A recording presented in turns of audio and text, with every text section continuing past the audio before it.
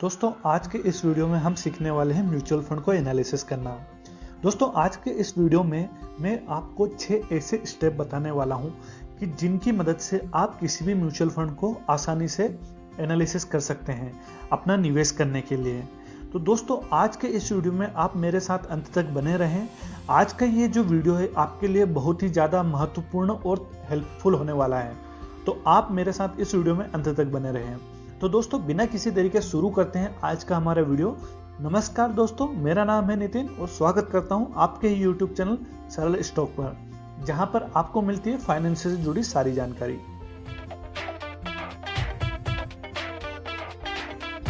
तो किसी भी म्यूचुअल फंड को एनालिसिस करने से पहले हमें यह देखना होता है कि म्यूचुअल फंड का फंड मैनेजर कैसा है, यानी कि आपको सबसे पहले म्यूचुअल फंड के फंड मैनेजर का परफॉर्मेंस देखना है। ठीक है, आप म्यूचुअल फंड का परफॉर्मेंस तो देखेंगे ही, साथ ही साथ सबसे पहले आपको म्यूचुअल फंड का जो मैनेजर है उसका परफॉर्मेंस देखना है।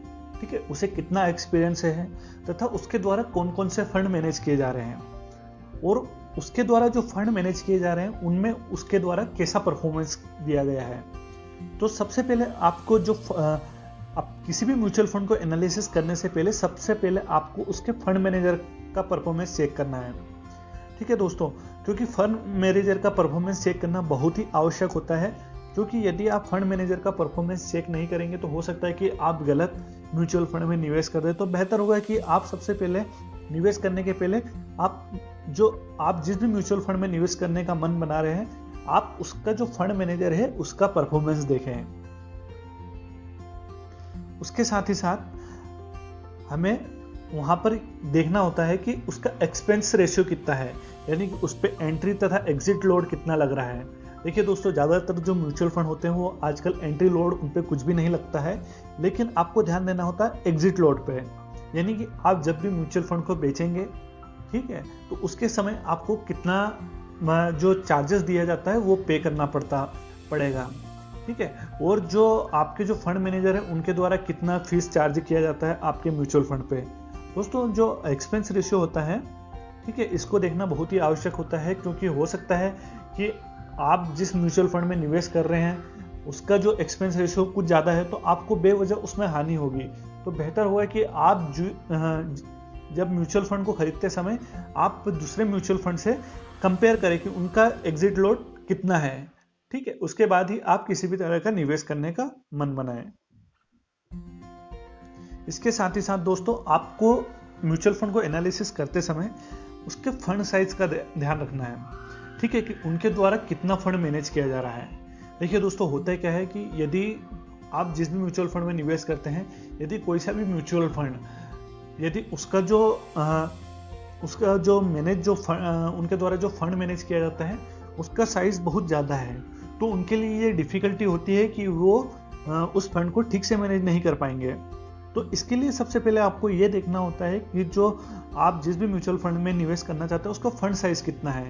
यानी कि बहुत ज़्यादा फंड साइज वाले म्यूचुअल फंड में भी आपको निवेश नहीं करना, इससे आपके रिटर्न अफेक्ट कर सकते हैं। आपको दोस्तों यह चीज़ बहुत ही ज़्यादा ध्यान में रखने लायक है। इसके साथ ही साथ दोस्तों आपको म्यूचुअल फंड में निवेश करते समय उनके रिटर्न भी देखना है। आपको जो दूसरे म्यूचुअल फंड है उनसे उनके रिटर्न को कंपेयर करना है कि किस म्यूचुअल फंड के द्वारा जो पास्ट में जो रिटर्न दिया गया है वो कितना दिया गया है। देखिए दोस्तों, पास्ट का जो रिटर्न होता है वो फ्यूचर की गारंटी नहीं होती है, लेकिन हम हमारा एक अच्छा एनालिसिस करने के लिए हम उनका पास्ट रिटर्न देख सकते हैं। ठीक है, उसके आधार पर हम अपना निर्णय बना सकते हैं। तो आपको किसी भी म्यूचुअल फंड में निवेश करने से पहले उनके द्वारा जो पास्ट में रिटर्न दिए गए उनको भी चेक करना आवश्यक होता है। इसके साथ ही साथ दोस्तों आपको ये देखना है कि उनकी टॉप होल्डिंग्स क्या है, यानी कि उनके द्वारा उस पर्टिकुलर म्यूचुअल फंड के द्वारा किन किन कंपनियों में निवेश किया गया है। ठीक है, साथ ही साथ आपको यह भी देखना है कि जो म्यूचुअल फंड के द्वारा जिन कंपनियों में निवेश किया गया है वो कंपनियां अच्छी है या नहीं, उनका परफॉर्मेंस कैसा है। तो उससे आपको यह एक अंदाजा लगेगा कि आपके जो म्यूचुअल फंड के द्वारा निवेश किया गया है वो एक अच्छी जगह निवेश किया गया है, जिससे कि आपके रिटर्न अफेक्ट नहीं कर पाएंगे, आपको लंबे समय में अच्छा खासा मुनाफा होगा। इसके साथ ही साथ दोस्तों आपको जो म्यूचुअल फंड में आप निवेश करते हैं उसकी रेटिंग देखनी होती है। दोस्तों हर म्यूचुअल फंड की एक रेटिंग होती है, ठीक है, वो 1 to 5 के ऊपर डिपेंड करते हैं कि क्या होती है। ठीक है, तो आपको जिस भी म्यूचुअल फंड में निवेश करते हैं उसकी रेटिंग अवश्य चेक करनी चाहिए।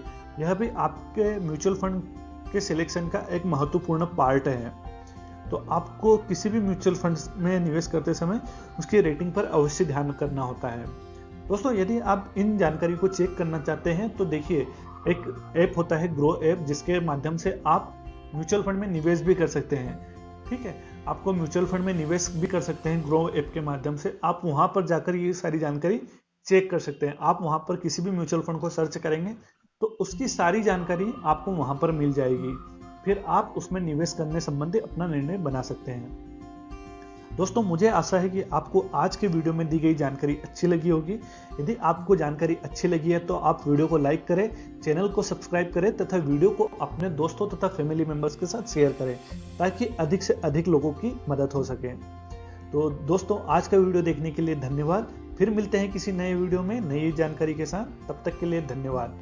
आपका दिन शुभ हो।